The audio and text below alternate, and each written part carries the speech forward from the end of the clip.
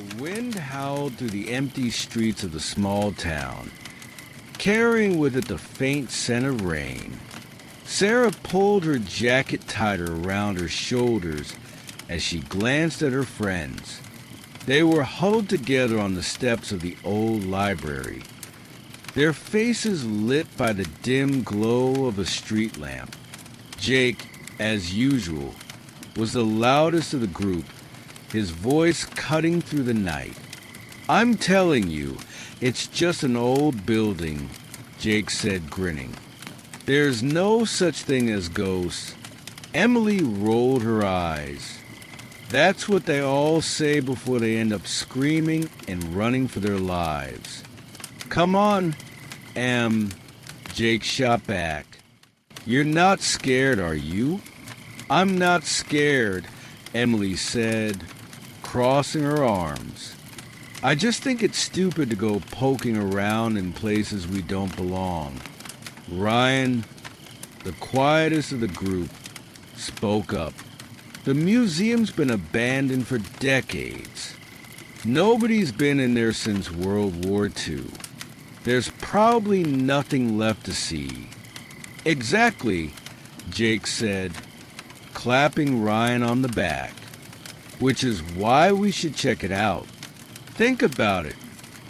How many people can say they've been inside the old museum? It's practically a rite of passage." Mia, who had been scrolling through her phone, looked up. "You know the locals say it's haunted, right? They call it the House of the Smiling Man." Sarah shivered at the name. "Why do they call it that?" Mia shrugged. "Some story about a guy who used to work there. They say he went crazy and started smiling at people through the windows. Creeped everyone out so much that they stopped going to the museum. Then one day he just disappeared." "Sounds like a load of crap," Jake said, standing up.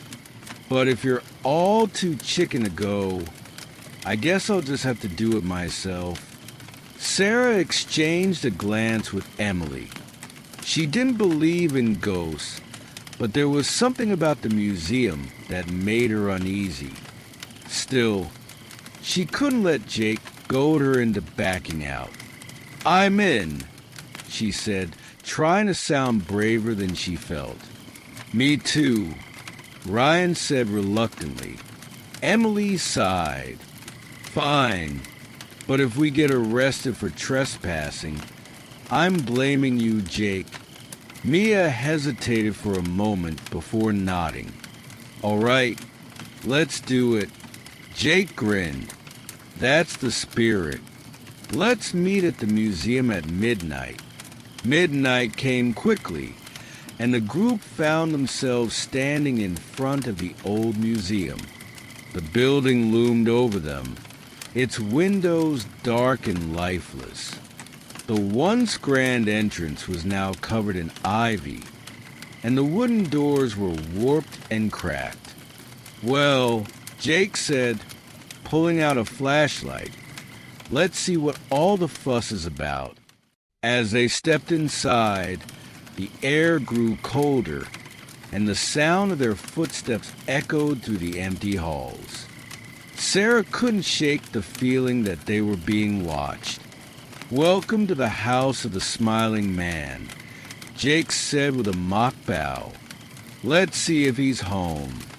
The air inside the museum was thick with dust and the scent of decay.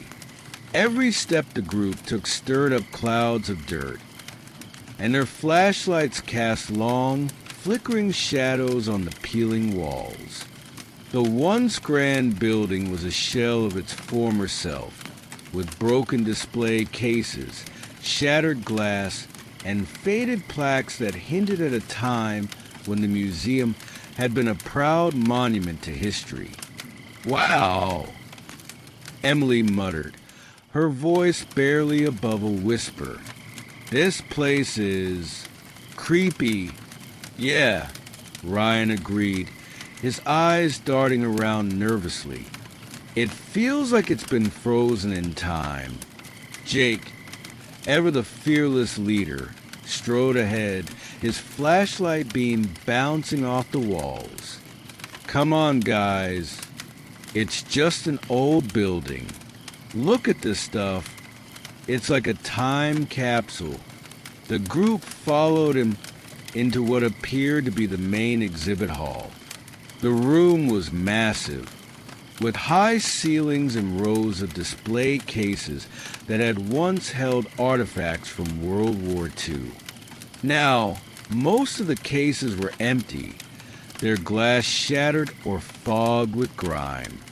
A few items remained: a rusted helmet, a faded uniform, and a collection of black and white photographs that stared back at them with ghostly eyes. Look at this, Mia said, pointing to a plaque on the wall. The words were barely legible, but Sarah could make out the title, The War That Changed the World. Guess this place was all about the war, Sarah said, her voice echoing in the empty room.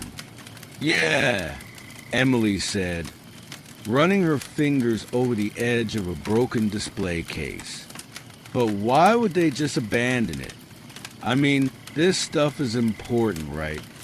Maybe it was too expensive to keep it open, Ryan suggested. Or maybe... He hesitated, glancing around nervously. Maybe it really is haunted. Jake laughed. Haunted? Come on, man. You don't actually believe that, do you? Ryan shrugged. I don't know. There's something off about this place. You're just letting the stories get to you, Jake said, waving him off. There's no such thing as ghosts. But Sarah wasn't so sure. There was something about the museum that felt wrong, like the air itself was heavy with secrets. She couldn't shake the feeling that they were being watched, even though the building was clearly empty. Hey, check this out, Jake called from across the room. He was standing in front of a small wooden desk, his flashlight illuminating a dusty leather-bound book.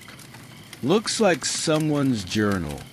The group gathered around as Jake carefully opened the book. The pages were yellowed with age, and the handwriting was spidery and uneven, as if the writer had been in a hurry or afraid. It's the caretaker's journal, Jake said, reading aloud. Listen to this. The museum is no longer safe. I see him everywhere now, smiling at me through the windows. I don't know what he wants, but I can't stay here any longer. If anyone finds this, please don't let him in. A chill ran down Sarah's spine. Who's him? Jake flipped through the pages, scanning the entries. He doesn't say. Just keeps calling him the Smiling Man.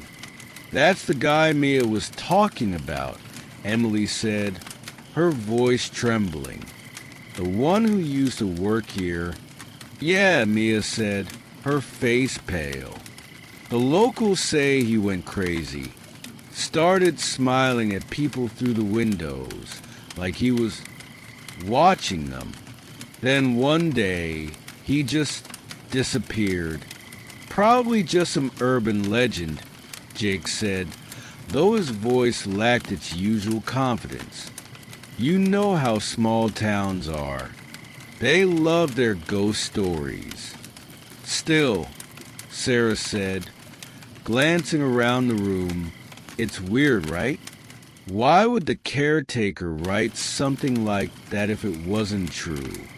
Maybe he was crazy too, Jake said with a shrug. Or maybe he just wanted to scare people away. Well, it's working, Ryan muttered. This place gives me the creeps. Come on, Jake said, closing the journal and tucking it under his arm. Let's keep looking around. Maybe we'll find something cool. Reluctantly, the group followed him deeper into the museum. The halls were lined with more exhibits, most of them in various states of decay. There were old maps, faded propaganda posters, and even a few weapons that had been left behind. But the further they went, the darker and colder the building seemed to become. Does it feel colder to anyone else? Sarah asked, rubbing her arms. Yeah, Emily said, her breath visible in the air. It's freezing.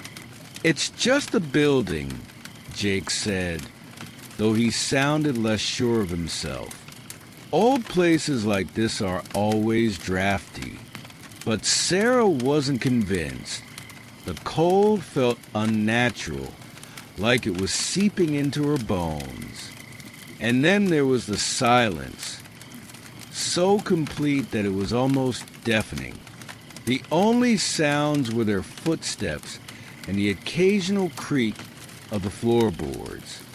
Guys, Mia said suddenly, her voice tight with fear. I think we should leave. Why?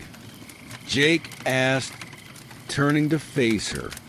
We just got here. Because, Mia said, her eyes wide. I swear I just saw someone in the window. The group froze. What do you mean? Sarah asked, her heart pounding. I mean, Mia said, pointing to a cracked window at the end of the hall. There was someone standing there, smiling. Jake laughed nervously. Come on, Mia. You're just imagining things. I'm not, Mia insisted. I saw him. He was right there. Okay, Sarah said, trying to stay calm. Let's just stick together, okay? No splitting up. Agreed, Ryan said quickly. Jake sighed. Fine, but there's nothing to be scared of. It's just an old building. But as they continued down the hall, Sarah couldn't shake the feeling that Mia was right. She glanced over her shoulder, half expecting to see someone standing in the shadows, watching them. But there was nothing there. At least not yet. The group moved cautiously through the museum, their flashlights cutting through the oppressive darkness. The air felt heavier now, colder, as if the building itself was alive and breathing around them. Every creak of the floorboards and distant groan of the old structure made them jump, their nerves fraying with each passing moment. Okay, this is officially the creepiest place I've ever been, Emily muttered, clutching her flashlight tightly. Relax, Jake said, though his voice lacked its usual bravado. It's just an old building. Nothing to be scared of. Then why does it feel like we're being watched? Ryan asked, his eyes darting nervously to the shadows. Because you're letting your imagination run wild, Jake replied. There's no one here but us. But Sarah wasn't so sure.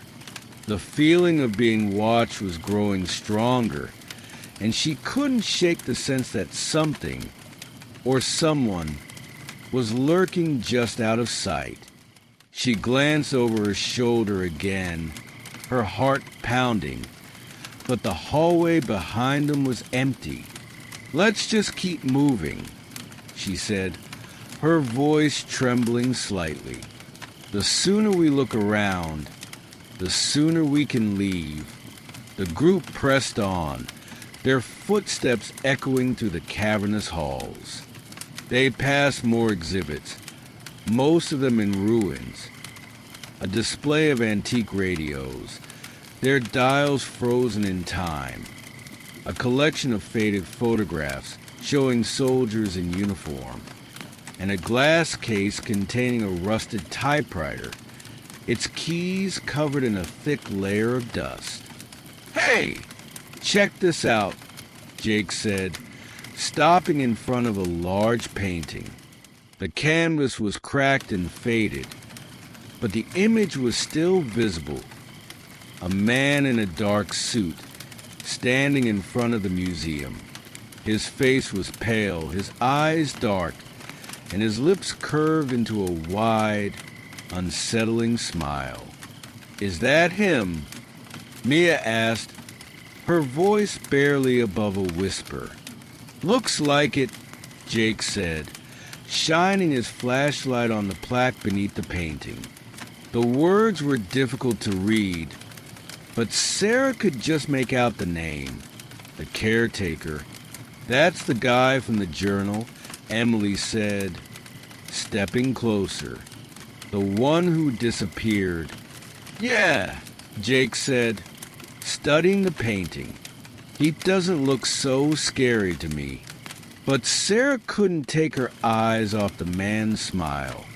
It was too wide, too perfect, like it had been painted on. And his eyes, there was something wrong with them, something that made her stomach twist. "Let's keep moving," she said, tearing her gaze away from the painting. "I don't like this." The group reluctantly left the painting behind and continued down the hall. The further they went, the darker and colder the museum seemed to become. Their flashlights flickered, the beams growing weaker, and the shadows around them seemed to stretch and shift. "Did you hear that?" Ryan asked suddenly, stopping in his tracks. "Hear what?"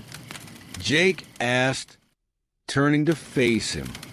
"That noise," Ryan said, his voice shaking. It sounded like laughing.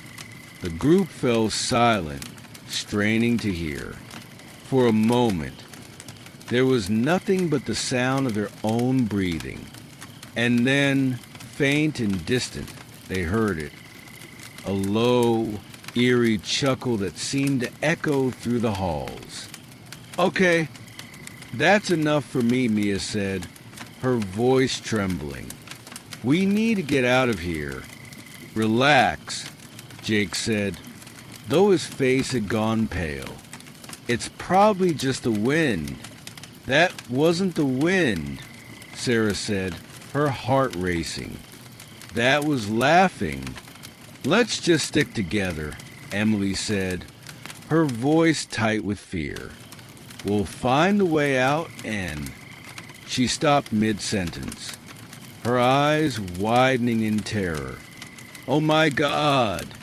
Look!" The group turned to follow her gaze. At the end of the hall, standing in front of a cracked window, was a figure. He was tall and thin, his face pale, and his lips stretched into an impossibly wide smile. His eyes were dark, empty pits, and he stood perfectly still, watching them. For a moment, no one moved. The figure didn't move either, his smile frozen in place, his head tilted slightly to the side as if he were studying them. "Is that—" Ryan whispered, his voice barely audible. "The smiling man," Mia said, her voice shaking. Jake took a step forward, his flashlight trained on the figure. "Hey, who are you?" The smiling man didn't respond. He just stood there, grinning at them through the cracked glass. "Jake, don't," Sarah said, grabbing his arm. "Let's just go." But before Jake could say anything, the figure moved. It was subtle at first, a slight twitch of the head, a shift of the shoulders, and then in an instant he was gone, vanishing into the shadows. What the hell? Emily whispered, her voice trembling. Where did he go? Ryan asked, his eyes darting around the hall. I don't know, Jake said, his bravado finally cracking. But we need to get out of here. Now.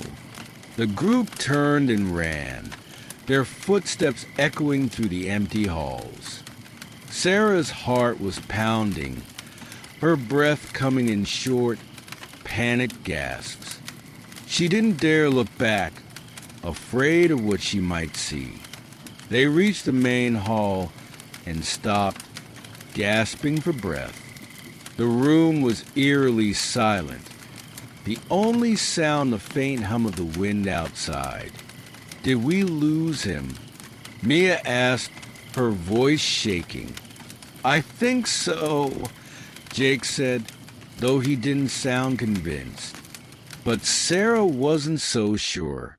She could still feel it, that oppressive sense of being watched. And then she saw it.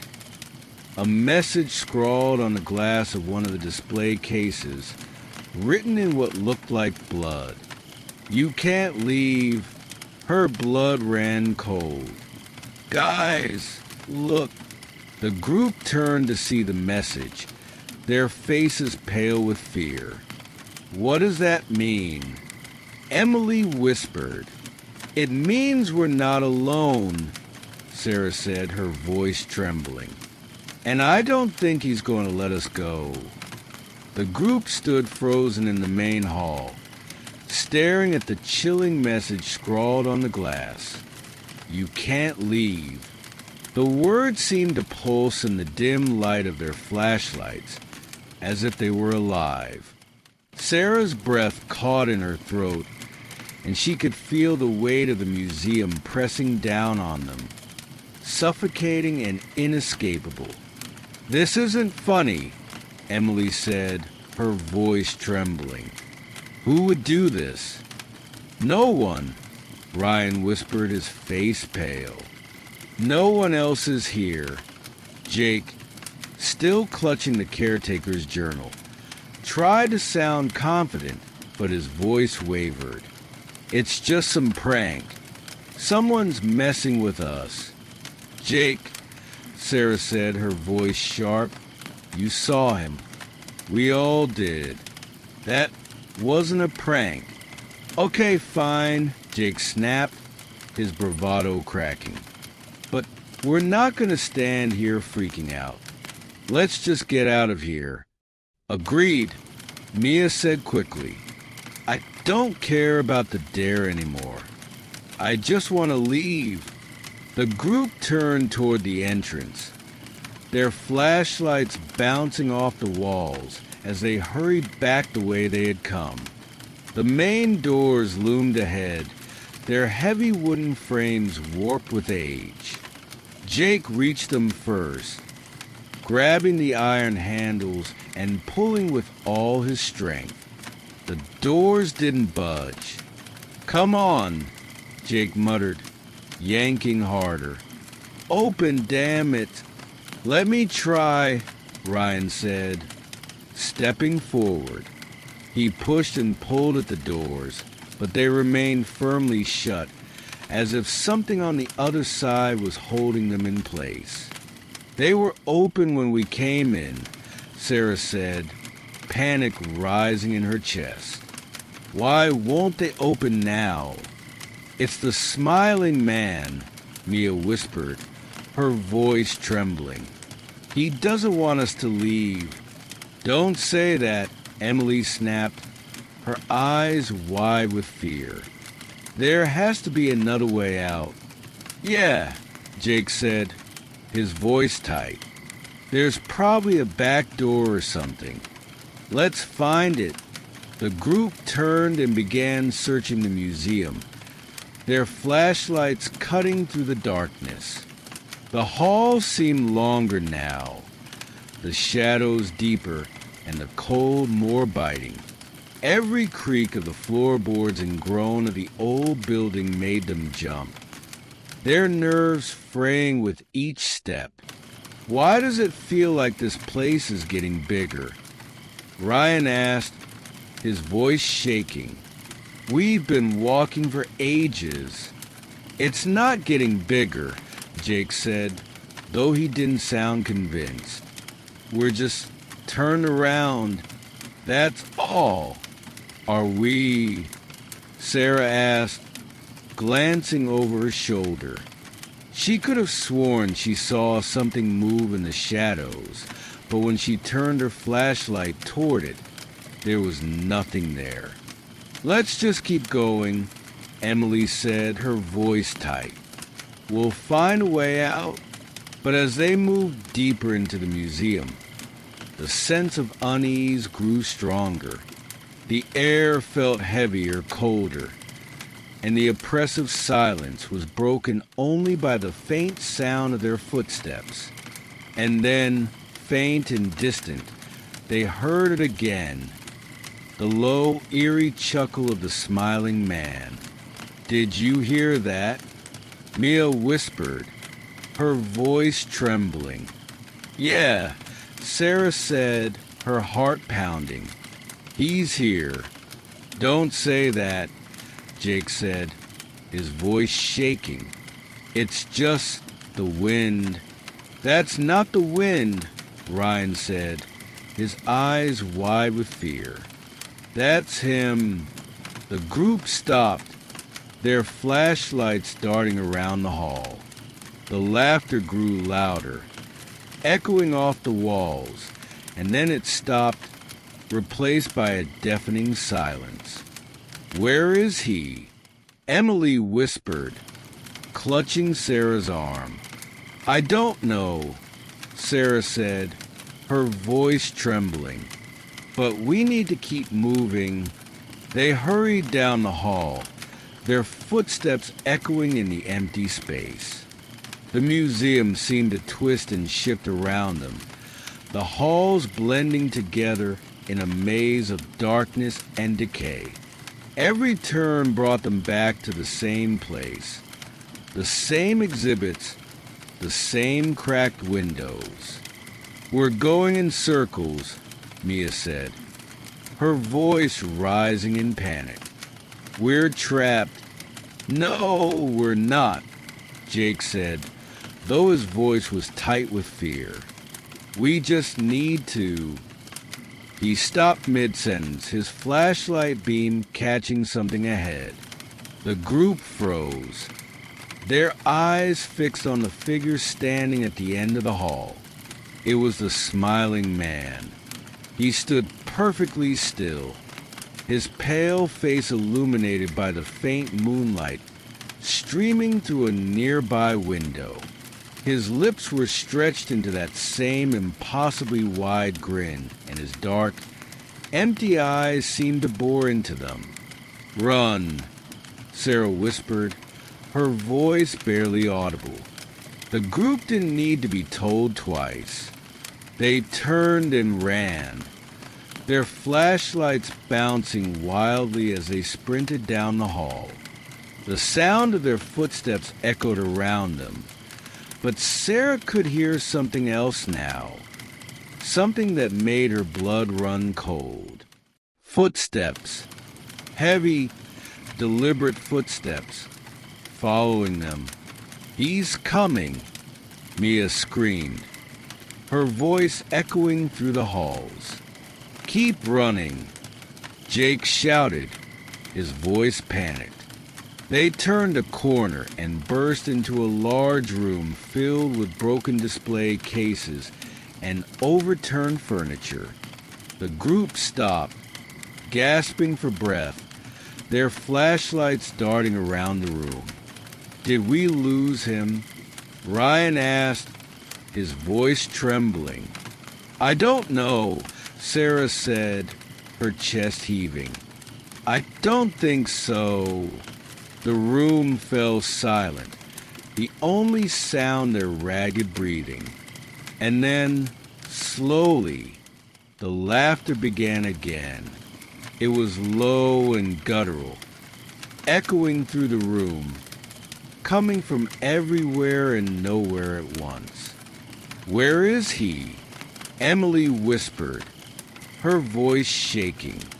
"I don't know," Jake said, his eyes darting around the room. "But we need to."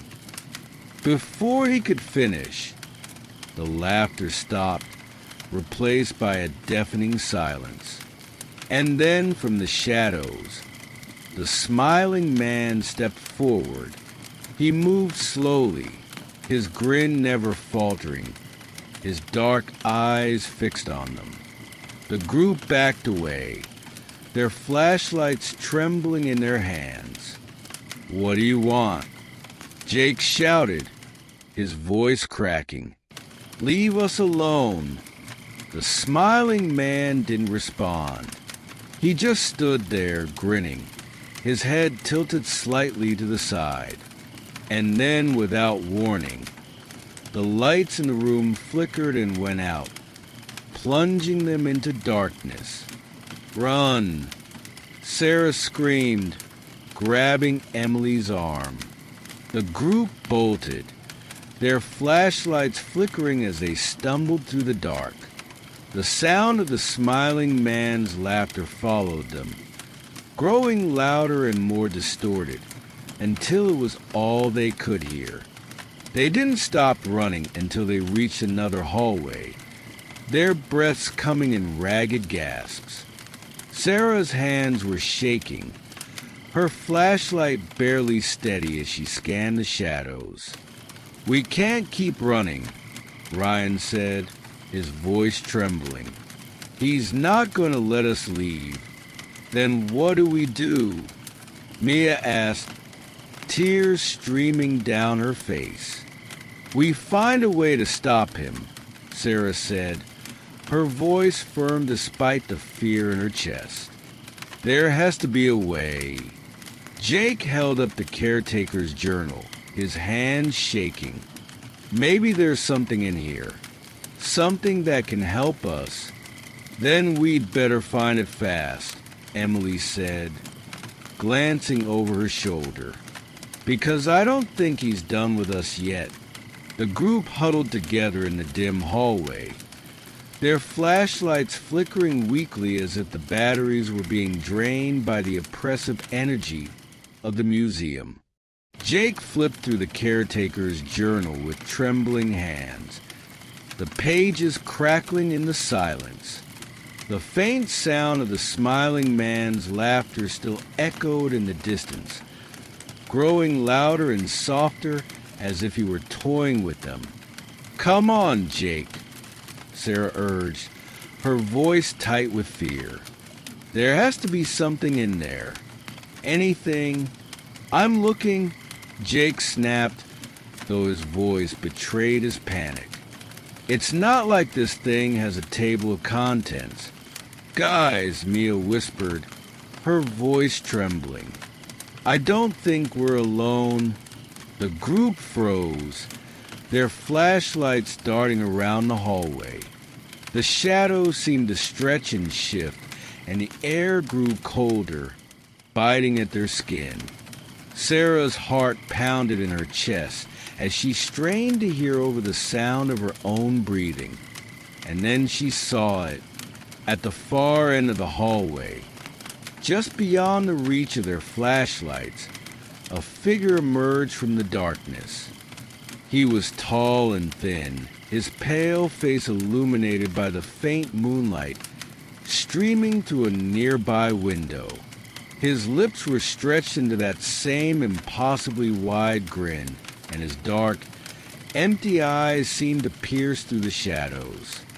"It's him," Sarah whispered, her voice barely audible. The smiling man stood perfectly still, his head tilted slightly to the side as if he were studying them. His grin never faltered, and his eyes never blinked. For a moment, no one moved. The air was thick with tension, and Sarah felt as though the walls were closing in around them. "What does he want?" Emily whispered, clutching Sarah's arm. I don't know, Sarah said, her voice trembling. But we need to get out of here. How? Ryan asked, his voice shaking. The doors won't open, and he's blocking the hallway. Jake slammed the journal shut, his face pale. There's nothing in here about how to stop him. Just a bunch of ramblings about how the caretaker saw him everywhere. Through the windows, in the mirrors, even in his dreams. That's not helpful, Mia said, her voice rising in panic. What are we supposed to do? The smiling man took a step forward. The group recoiled, their flashlights trembling in their hands. The figure moved slowly, deliberately, his grin never wavering. His footsteps echoed in the silence, each one sending a jolt of fear through Sarah's chest.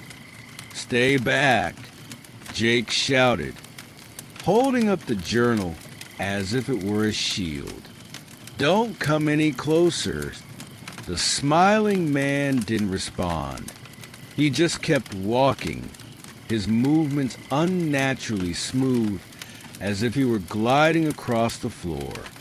His dark eyes seemed to bore into each of them, and Sarah felt a cold dread settle over her, paralyzing her limbs. "Run," she whispered, her voice barely audible. "What?" Jake asked, his eyes wide. "Run," Sarah screamed, grabbing Emily's arm and pulling her down the hallway. The group bolted, their footsteps echoing through the museum as they fled from the smiling man. Sarah's heart pounded in her chest, and her breath came in short, panicked gasps.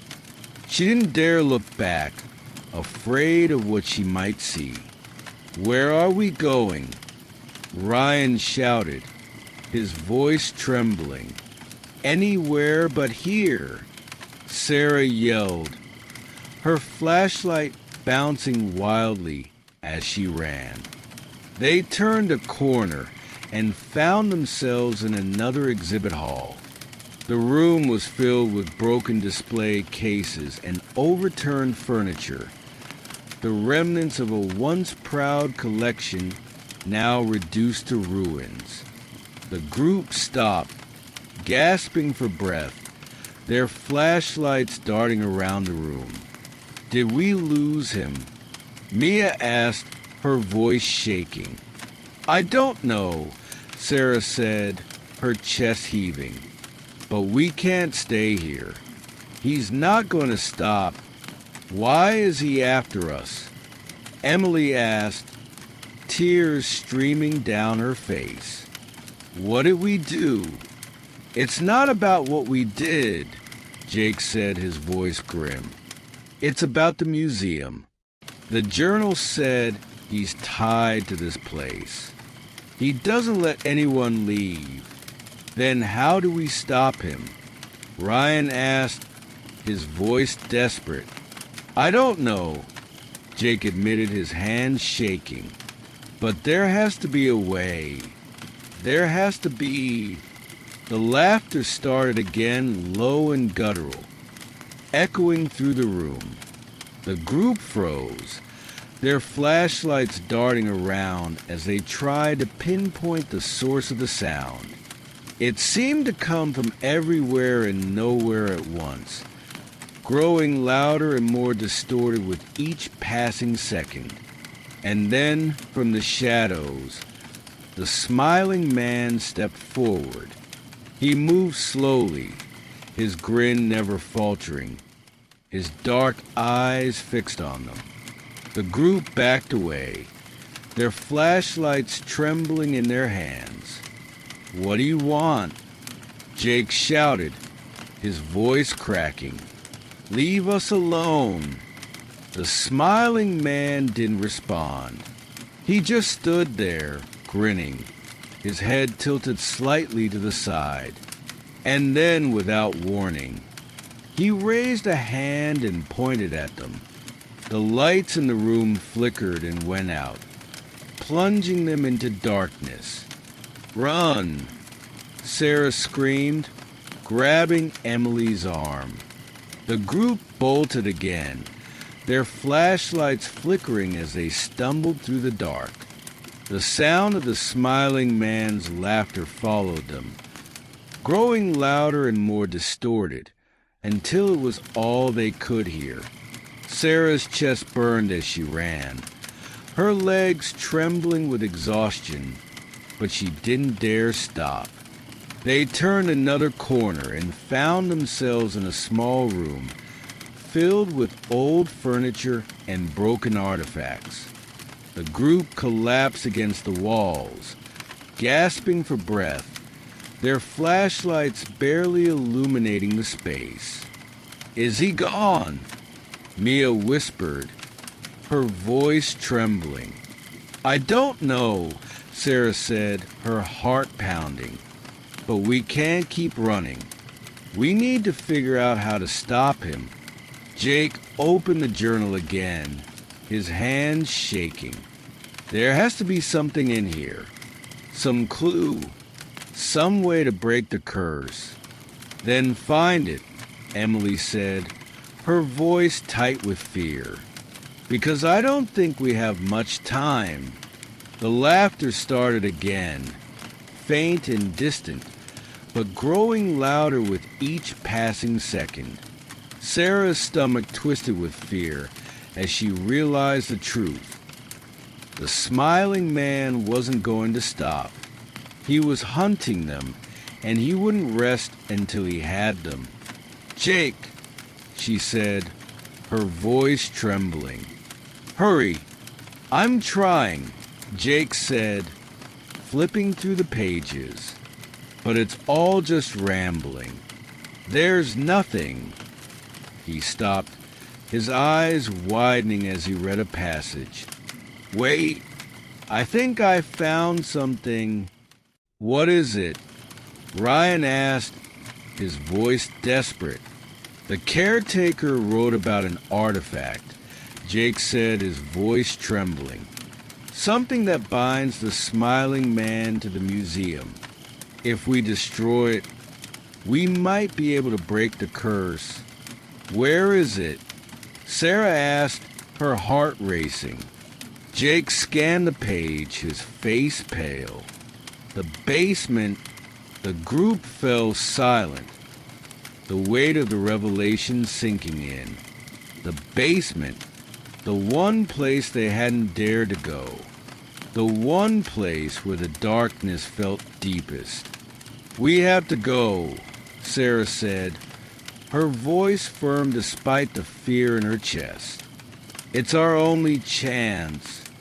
The laughter grew louder, echoing through the room, and Sarah knew they didn't have a choice. The smiling man was coming, and if they didn't act fast, they would never leave the museum alive. The group sat huddled in the small room, their flashlights casting weak, flickering beams of light across the cracked walls. The laughter had faded again, but the oppressive silence that followed was almost worse. It felt as though the museum itself was holding its breath, waiting for the smiling man to strike. Jake clutched the caretaker's journal tightly, his knuckles white. "The basement," he repeated, his voice barely above a whisper. "That's where the artifact is. If we destroy it, we might be able to stop him." "Might?" Mia asked, her voice trembling. "What if it doesn't work? What if it just makes him angrier? Do you have a better idea?" Jake snapped, his fear making him irritable. "Because I don't see any other way out of this." "Guys, stop," Sarah said, her voice firm. "We don't have time to argue. If the artifact is in the basement, then that's where we need to go. But how do we even get to the basement?" Ryan asked, glancing nervously at the door. This place is a maze. We'll get lost before we even find the stairs. The journal might tell us, Jake said, flipping through the pages. His hands were shaking, and the dim light made it hard to read, but he forced himself to focus. The caretaker wrote about the basement. Here it is. He says it's at the end of the east wing, past the storage room. East wing? Emily asked, her voice tight with fear. How do we even know which way that is? We'll figure it out, Sarah said, standing up. Her legs felt weak, but she forced herself to stay steady. We don't have a choice. If we stay here, he'll find us. The group exchanged nervous glances, but no one argued. They all knew Sarah was right. The smiling man wasn't going to stop, and their only hope was to find the artifact and destroy it. Okay, Jake said, taking a deep breath. Let's go. They stepped out into the hallway, their flashlights barely cutting through the darkness. The air was colder now, and every creak of the floorboards beneath their feet made them jump. The museum felt alive, as though it were watching them, waiting for the perfect moment to strike. Which way? Mia whispered, her voice trembling. Jake glanced at the journal, then pointed to the left. This way. I think. You think? Emily asked, her voice rising in panic.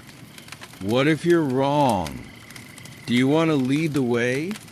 Jake snapped, his fear making him defensive. Guys, stop, Sarah said, her voice sharp. We don't have time for this. Let's just keep moving. They followed Jake down the hallway, their footsteps echoing in the silence. The shadows seemed to stretch and shift around them, and Sarah couldn't shake the feeling that they were being watched.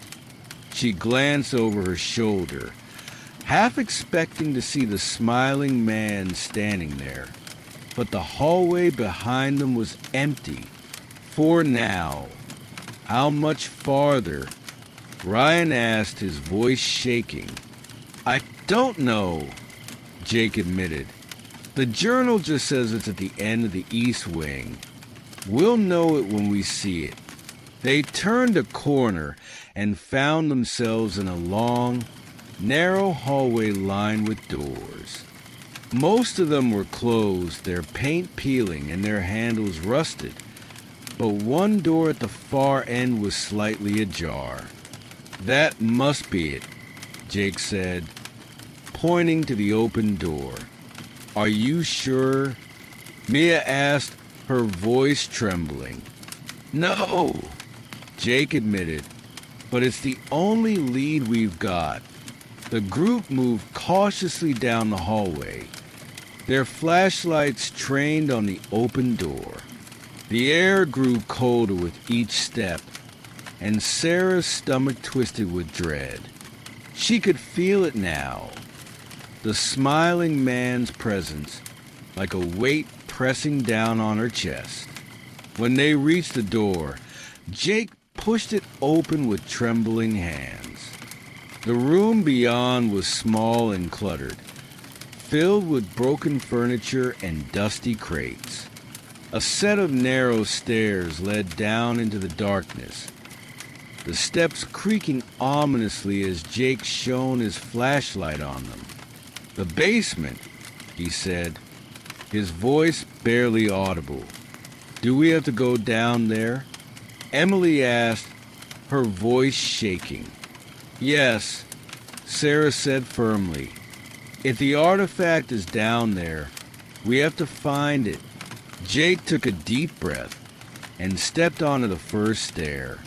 It groaned under his weight, but it held, "Come on," he said, glancing back at the others. "Let's get this over with, one by one." The group descended the stairs, their flashlights barely illuminating the narrow passage. The air grew colder and heavier with each step, and the smell of damp earth and decay filled their noses.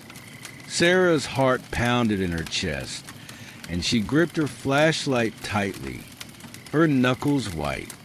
When they reached the bottom, they found themselves in a large, dimly lit room. The walls were made of rough stone, and the floor was covered in dirt and debris. Broken shelves and rusted tools were scattered around the room, and in the center stood a large, cracked mirror. "That's it," Jake said, his voice trembling. "That's the artifact." The mirror was old and ornate, its frame carved with strange symbols that seemed to writhe and twist in the dim light. The glass was cracked and fogged, but Sarah could see her reflection staring back at her, distorted and wrong.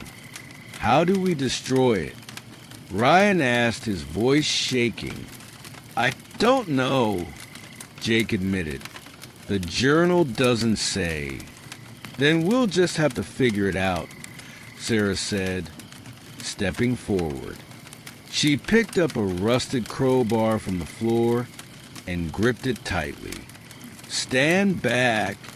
The group moved away as Sarah raised the crowbar and brought it down on the mirror with all her strength. The glass shattered, the sound echoing through the basement like a gunshot. For a moment, nothing happened, and then the laughter started. It was louder now, more distorted, and it seemed to come from everywhere at once. The room grew colder, and the shadows around them seemed to come alive, twisting and writhing like living things. "He's here," Mia whispered, her voice trembling. The smiling man stepped out of the shadows, his grin wider than ever. His dark eyes burned with malice, and his movements were unnaturally smooth as he glided toward them. "Run!" Jake shouted, grabbing the journal and bolting for the stairs. The group followed, their flashlights bouncing wildly as they scrambled up the narrow steps. The laughter grew louder, echoing in their ears, and Sarah could feel the smiling man's presence behind them, closing in. When they reached the top of the stairs, they slammed the door shut and barricaded it with a heavy crate. The laughter stopped, replaced by an eerie silence. "Did it work?" Emily asked, her voice trembling. "I don't know," Jake admitted, his chest heaving. "But I don't think we're safe yet." Sarah glanced at the journal in Jake's hands, her stomach twisting with dread. The mirror was destroyed, but the smiling man was still here, and she had a terrible feeling that their nightmare was far from over. The silence that followed was suffocating. The group stood in the dim hallway, their backs pressed against the door they had just barricaded. Their flashlights flickered weakly, the beams barely cutting through the oppressive darkness. Sarah's chest heaved as she tried to catch her breath, her hands trembling from the adrenaline coursing through her veins. "Did we stop him?" Mia whispered, her voice barely audible. Jake shook his head, his face pale. "I don't think so. The journal didn't say destroying the mirror would kill him. It just said it was the artifact binding him to the museum. Then what was the point?" Emily snapped, her voice rising in panic. "We risked our lives for nothing. It's not for nothing, Sarah said, trying to keep her voice steady. If the mirror was binding him here, maybe destroying it weakened him. Maybe we have a chance to escape now. Or maybe we just made him angrier, Ryan muttered, his eyes darting nervously to the shadows. A loud bang echoed from the other side of the door, making them all jump. The crate they had used to barricade had shifted slightly, though it groaning under the force of the impact. "He's trying to get through," Mia whispered, her voice trembling. "Then we need to move," Sarah said, grabbing Jake's arm. Now, the group took off down the hallway, their flashlights bouncing wildly as they ran. The air grew colder with each step, and the oppressive feeling of being watched pressed down on them like a weight. Sarah's heart pounded in her chest, and her legs burned with exhaustion, but she didn't dare slow down. Behind them, the sound of the door splintering echoed through the halls, followed by the low, guttural laughter of the smiling man. It was closer now, louder, and it sent a chill down Sarah's spine. "He's coming," Emily screamed, her voice echoing through the empty museum. "Keep running," Jake shouted, his voice tight with fear. The group turned a corner and found themselves in another long hallway. The walls were lined with broken display cases, their glass shattered and their contents long gone. The shadows seemed to stretch and shift around them, and Sarah could feel the smiling man's presence growing stronger. "Where are we even going?" Ryan shouted, his voice panicked. "We're just running in circles. We have to find the exit," Sarah said, her breath coming in short gasps. "There has to be a way out, but the doors were locked." Mia cried. "We already tried."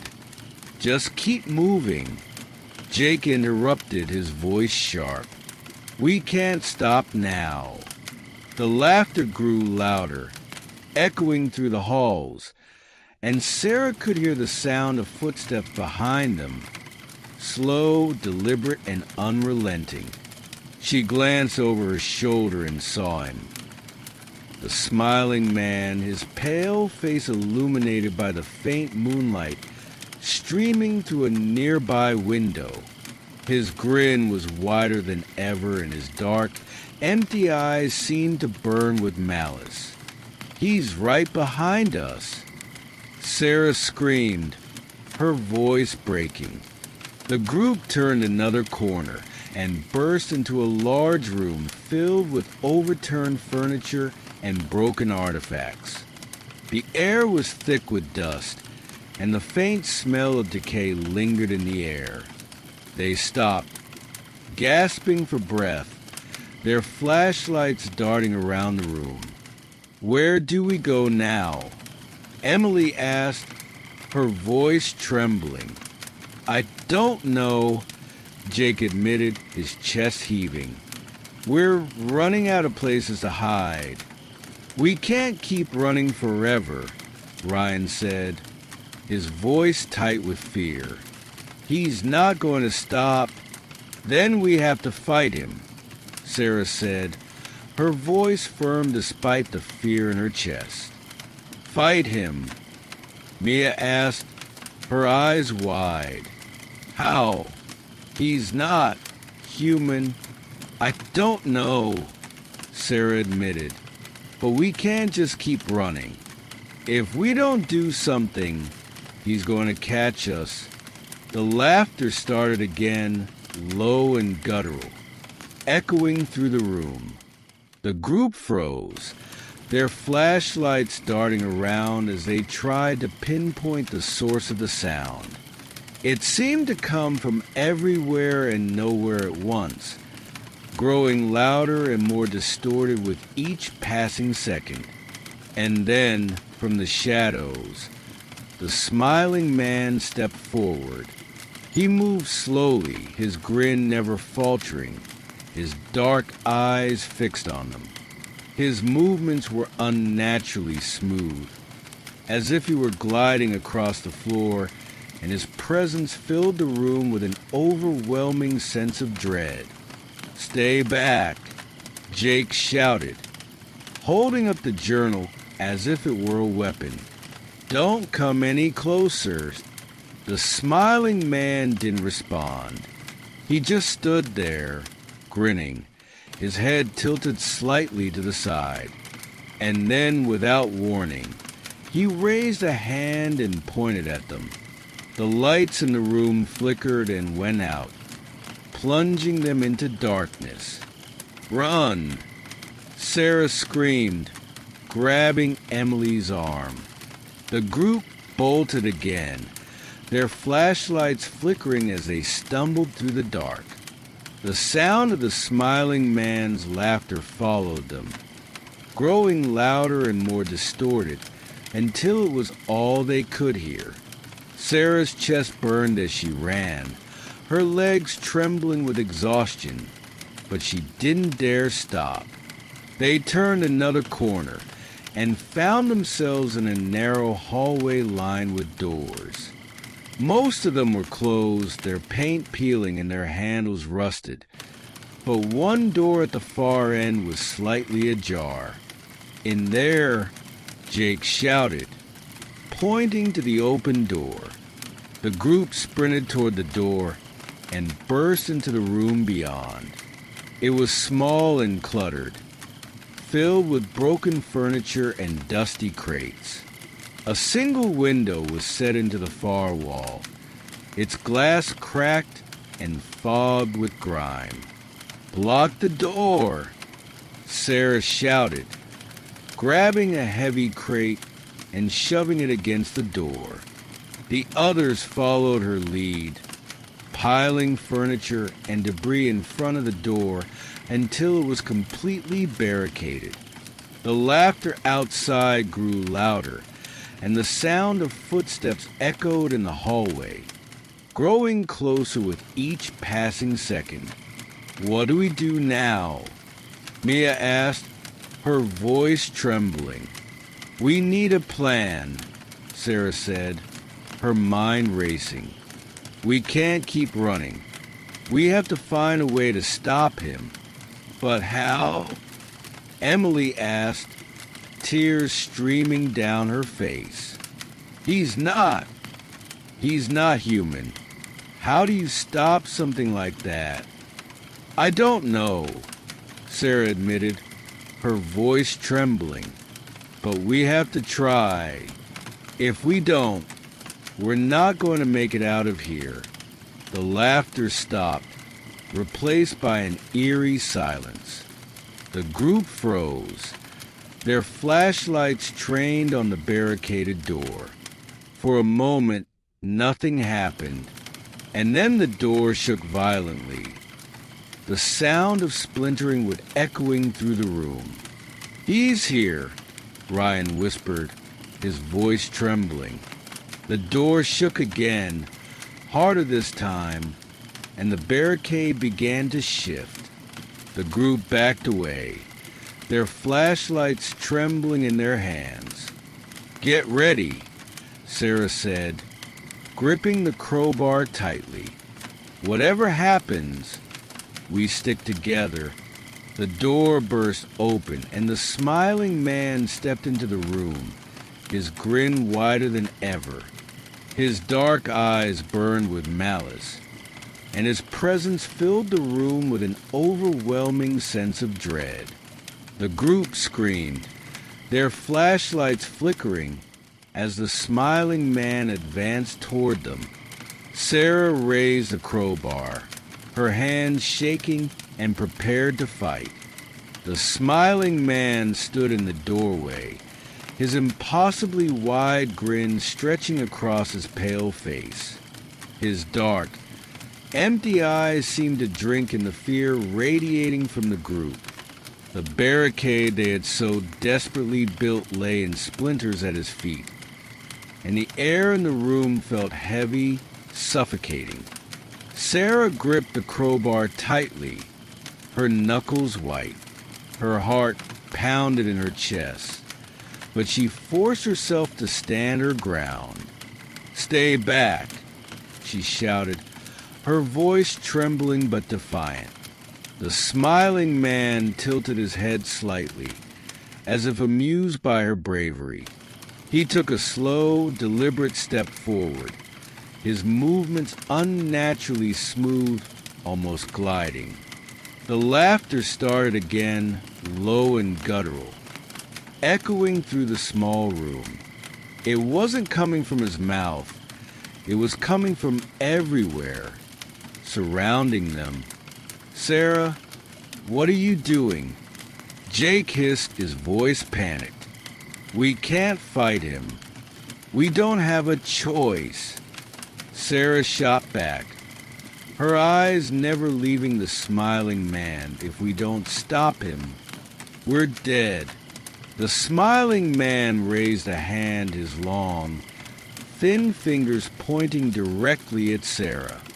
The laughter grew louder, more distorted, and the room seemed to darken, the shadows stretching and twisting around them. Sarah felt a cold dread wash over her, but she refused to back down. "Come on," she shouted, raising the crowbar. "What are you waiting for?" The smiling man's grin widened, impossibly so, and he took another step forward. The air grew colder, and Sarah could feel her strength draining, as if the very presence of the smiling man was sapping her will to fight. "Sarah, stop!" Emily cried, grabbing her arm. "You can't fight him. He's not human. Then what do we do?" Sarah demanded, her voice breaking. "Just let him kill us?" "No," Jake said, his voice trembling. "We play his game."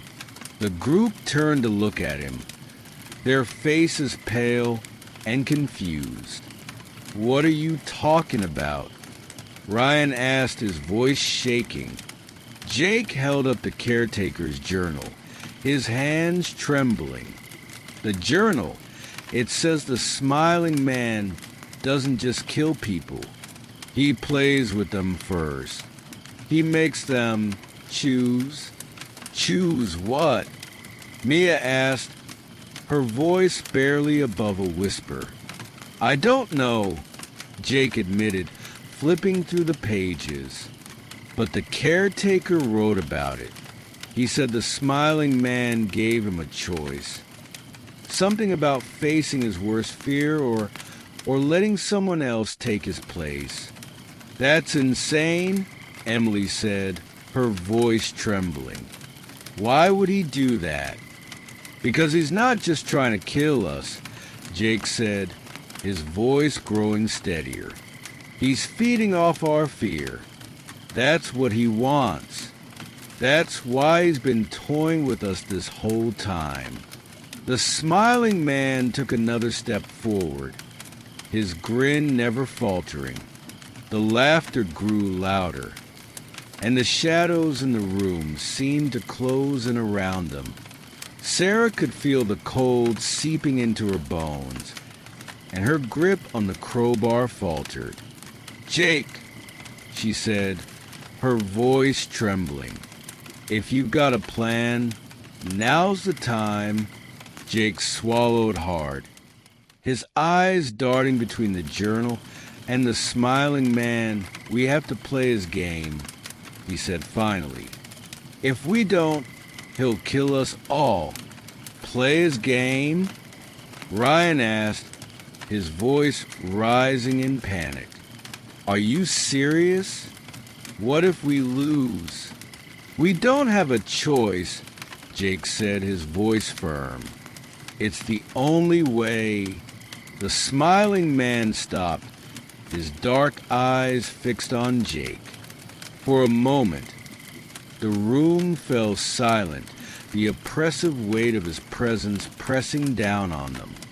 And then, slowly, he raised both hands and clapped. The sound was deafening, echoing through the room like a gunshot. The laughter stopped, replaced by an eerie silence. The smiling man tilted his head, his grin widening, and then he spoke. His voice was low and distorted, like 1,000 whispers layered on top of each other. "You understand," he said, his words dragging out unnaturally. "Good." The group froze, their eyes wide with terror. It was the first time they had heard him speak, and the sound of his voice sent chills down their spines. "What do you want?" Sarah demanded, her voice shaking. The smiling man's grin widened even further, stretching his face into something grotesque. "A game," he said, his voice echoing in the small room. "A choice? What kind of choice?" Jake asked, his voice trembling. The smiling man tilted his head, his dark eyes glinting with malice. "Face your fear," he said slowly, "or sacrifice another." The group stared at him, their faces pale with horror. "What does that mean?" Mia whispered, her voice trembling. "It means he's going to make us choose," Jake said, his voice grim. "Either we face whatever he throws at us, or we let someone else take our place." "That's insane," Emily said, tears streaming down her face. "We can't do that. We can't." The smiling man raised a hand, and the room seemed to shift around them. The walls stretched and twisted, the shadows growing darker and more oppressive. The air grew colder, and Sarah felt a wave of nausea wash over her. And then, suddenly, they weren't in the room anymore. The group found themselves standing in a long, narrow hallway. The walls were lined with mirrors, each one cracked and fogged with grime. The floor was cold and damp beneath their feet, and the air was thick with the smell of decay. "Where are we?" Ryan asked, his voice trembling. "It's part of the game," Jake said, his voice tight. "He's making us face our fears." "How do you know that?" Mia asked, her voice shaking. "Because it's in the journal," Jake said, holding it up. "The caretaker wrote about this. He said the smiling man creates illusions. He makes you see things that scare you the most." "Great," Sarah muttered, gripping the crowbar tightly. "So now we're in some kind of nightmare maze." "Pretty much," Jake said, his voice grim. "And the only way out is to face whatever he throws at us." The laughter started again, low and guttural, echoing through the hallway. The group froze, their flashlights darting around as they tried to pinpoint the source of the sound. It seemed to come from everywhere and nowhere at once, growing louder and more distorted with each passing second. "Stick together," Sarah said, her voice firm. "No matter what happens, we don't split up." The group nodded, their faces pale with fear. They had no idea what was waiting for them in the maze, but one thing was certain. The smiling man wasn't done with them yet. The hallway stretched endlessly before them. The cracked mirrors on either side reflecting distorted versions of their terrified faces. The air was thick and cold, and every breath felt like inhaling ice. The laughter of the smiling man echoed faintly in the distance, growing louder and softer as if he were circling them, waiting for the perfect moment to strike. "Which way do we go?" Emily whispered, clutching Sarah's arm tightly. Sarah scanned the hallway, her flashlight beam bouncing off the mirrors. Each reflection seemed wrong, her own face staring back at her, but with subtle, horrifying differences. In one mirror, her eyes were missing. In another, her mouth was stretched into a grotesque grin, eerily similar to the smiling man's. She quickly looked away, her stomach twisting. "I don't know," Sarah admitted, her voice trembling. "But we can't just stand here. We have to keep moving." "Keep moving where?" Ryan asked, his voice rising in panic.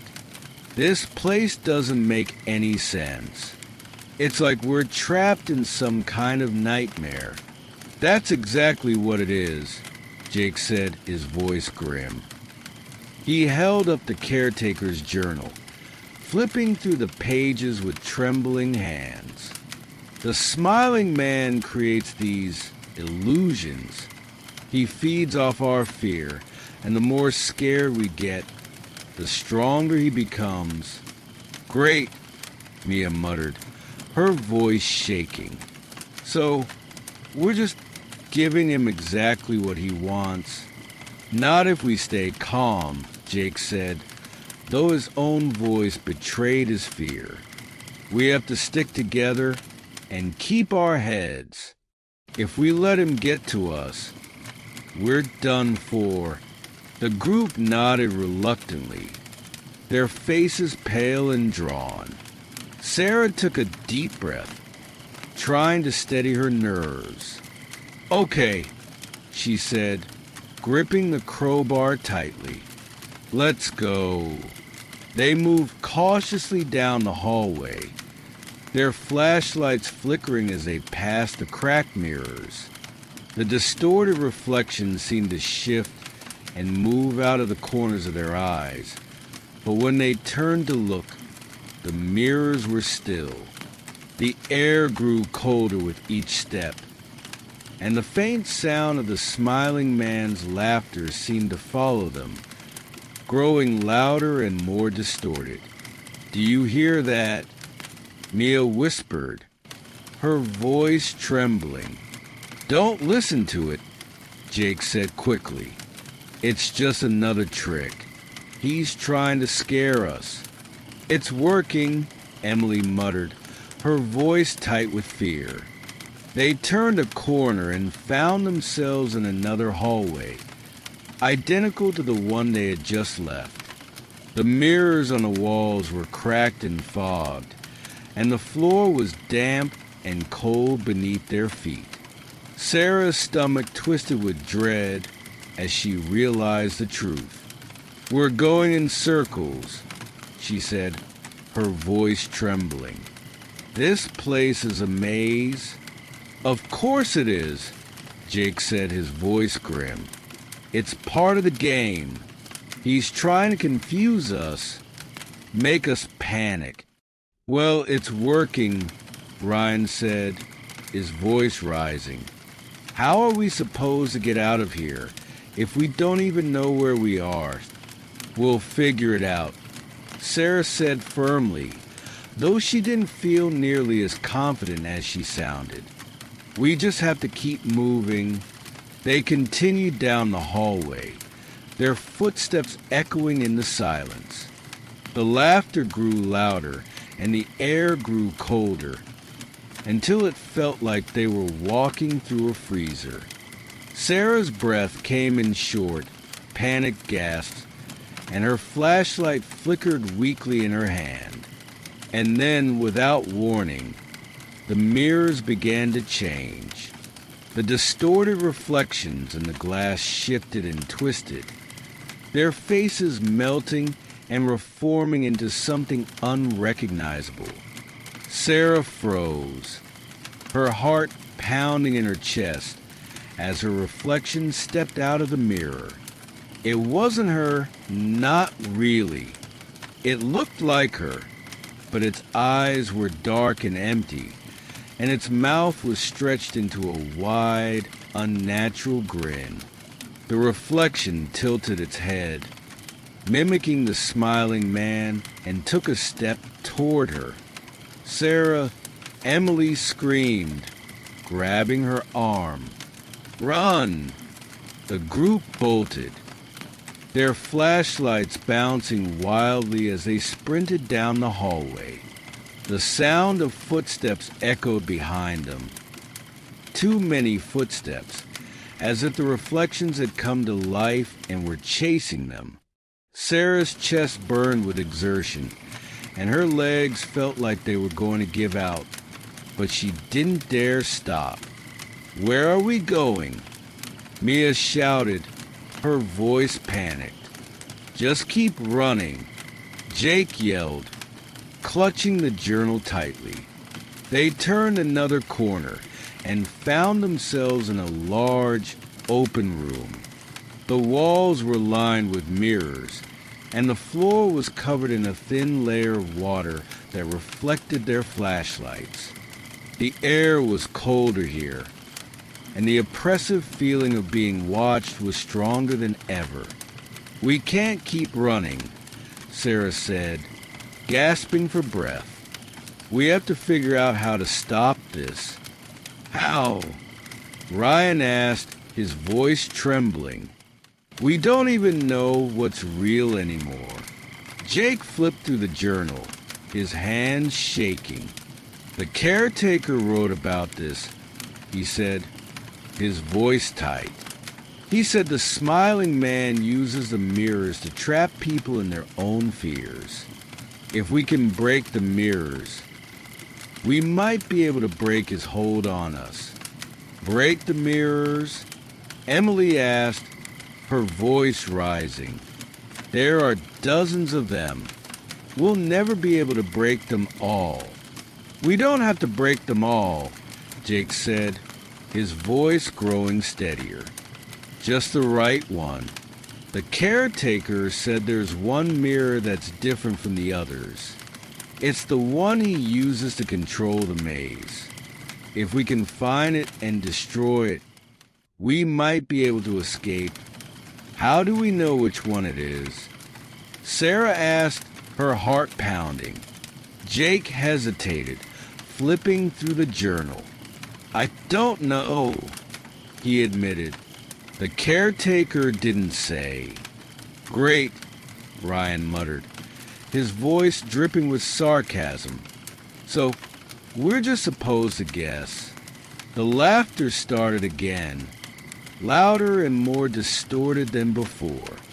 The group froze, their flashlights darting around the room as the sound echoed off the walls. The reflections in the mirrors began to shift and move, their distorted faces grinning as they stepped out of the glass. "They're coming!" Mia screamed, backing away. "Find the mirror!" Sarah shouted, raising the crowbar. "We don't have much time."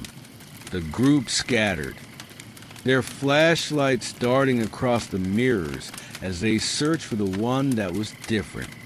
The reflections closed in around them, their dark eyes and wide grins filling the room. Sarah swung the crowbar at one of them, shattering the glass and sending shards flying, but the reflection simply reappeared in another mirror. "Jake!" she shouted, her voice desperate. "Hurry! I'm trying!" Jake yelled, his flashlight scanning the mirrors. "It has to be here somewhere."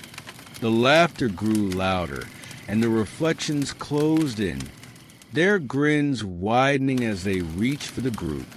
Sarah's heart pounded in her chest as she swung the crowbar again, shattering another mirror. The reflection disappeared, but more took its place, their dark eyes burning with malice. "Jake!" she screamed, her voice breaking. "We're running out of time." Jake's flashlight stopped on a mirror at the far end of the room. It was larger than the others, its frame ornate and carved with strange symbols. The glass was cracked and fogged, but Sarah could see something moving inside, something dark and twisted. "That's it," Jake shouted, pointing to the mirror. "That's the one." "Then let's destroy it," Sarah yelled, gripping the crowbar tightly. The group ran toward the mirror, the reflections closing in around them. Sarah raised the crowbar, her hands trembling, and brought it down with all her strength. The glass shattered, and the room was plunged into darkness. The darkness was absolute. For a moment, Sarah thought she had gone blind. The sound of the mirror shattering still echoed in her ears, and the cold, oppressive air pressed down on her chest like a weight. She couldn't see, couldn't hear anything but her own ragged breathing and the pounding of her heart. "Is everyone okay?" she called out, her voice trembling. "I'm here," Jake said, his voice faint and shaky. "Me too," Mia whispered. "Same," Ryan added, though his voice was tight with fear. "Emily?" Sarah called, her stomach twisting when there was no response. "Emily, are you there?" A faint sob broke the silence. "I'm here," Emily said finally, her voice barely audible. What just happened?" "I don't know," Sarah admitted, gripping the crowbar tightly. "But we broke the mirror. That has to mean something, right?" Before anyone could respond, the laughter started again. It was louder now, more distorted, and it seemed to come from everywhere at once. The darkness around them felt alive, shifting and twisting, and Sarah could feel the smiling man's presence growing stronger. Her stomach dropped as she realized the truth. "It didn't work," she whispered, her voice trembling. "He's still here." "No," Jake said, his voice desperate. "That was the mirror. That was supposed to be the one. The journal said." "The journal was wrong," Sarah interrupted, her voice sharp. "Or maybe it wasn't enough. Maybe breaking the mirror wasn't the end of the game." The laughter grew louder, and the darkness began to lift, replaced by a dim, flickering light. The group found themselves back in the museum, standing in the middle of the main hall. The broken display cases and dusty artifacts surrounded them, and the air was thick with the smell of decay. And there, standing in the center of the room, was the smiling man. His grin was wider than ever, stretching impossibly across his pale face. His dark, empty eyes burned with malice, and his presence filled the room with an overwhelming sense of dread. He tilted his head, his movements unnaturally smooth, and raised a hand to point at them.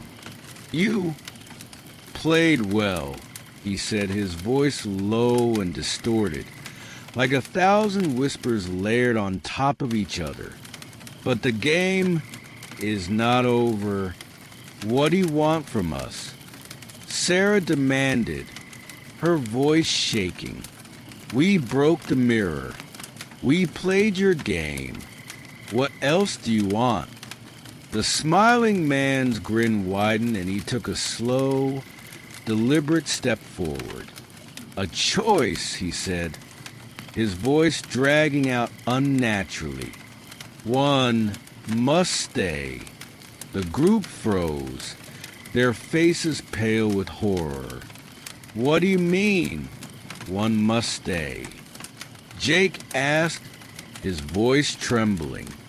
The smiling man tilted his head, his dark eyes glinting with malice.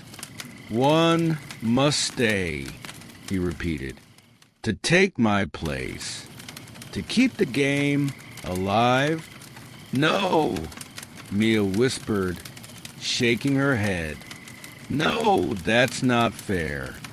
We didn't agree to this." The smiling man's laughter echoed through the room, low and guttural. "Fair?" he asked, his voice dripping with mockery. "This is my game, my rules. There has to be another way," Sarah said, her voice desperate. "We'll do anything. Just let us go."